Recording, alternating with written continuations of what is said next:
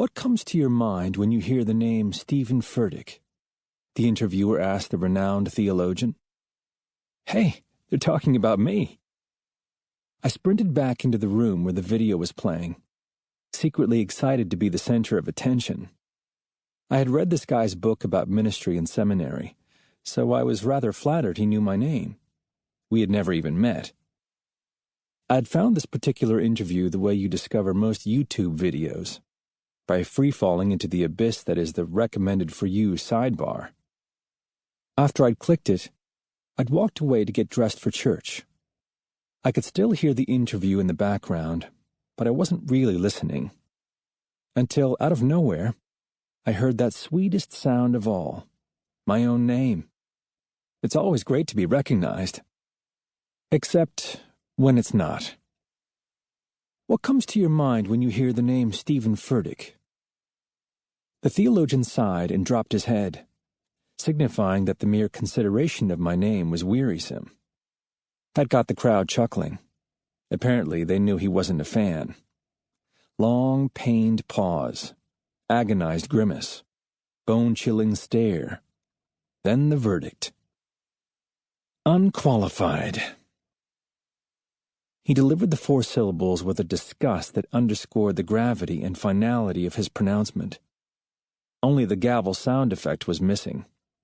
No elaboration, no explanation, no qualifiers. My whole life in ministry summed up with a single word.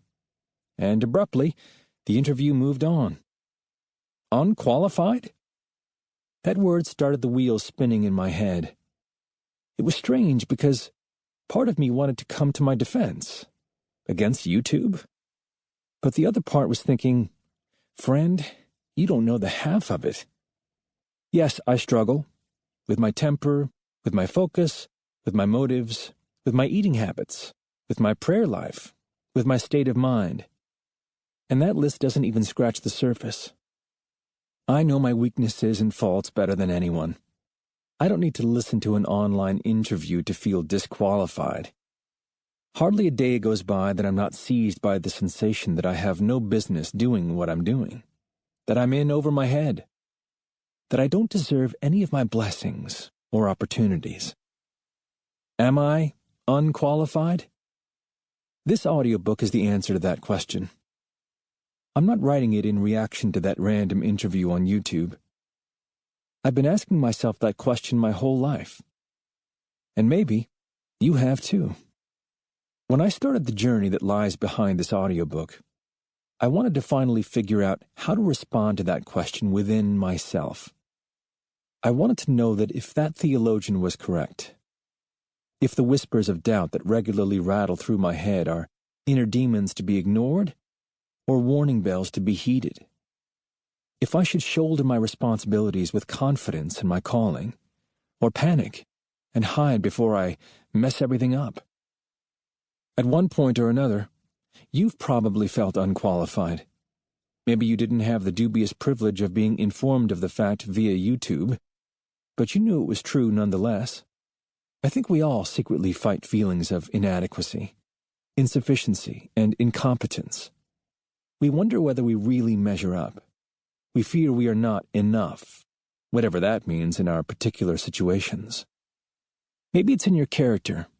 There's a flaw, a crack, a deficiency that you try your hardest to hide. It could be lust. It could be anger. It could be addiction. Even if it's in the past, you may live in secret fear that one day it will come back in fury and destroy everything you are building. Maybe it's in your role as a parent. At the workplace, you have everything under control. You can buy and sell and trade with the best of them. But your home life is another story. You have no idea how to raise your teenager, and you are feeling dangerously unprepared. Or maybe you know something deep in your soul is propelling you into ministry. Not necessarily full-time, but definitely something significant. You are supposed to be a leader, a decision-maker, a risk-taker. But your track record is far from spotless, and the thought of putting yourself out there is petrifying. What if you fail?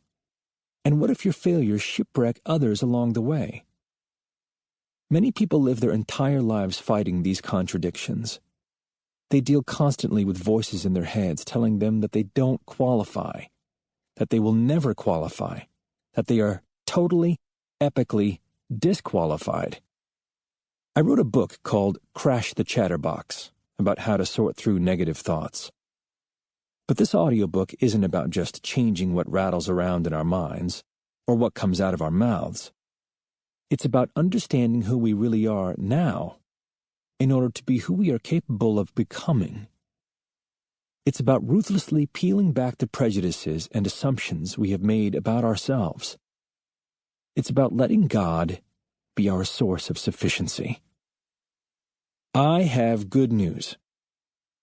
If you look at the great men and women of Scripture, you find one common denominator. They were all unqualified. God has a habit of picking people who have been passed over,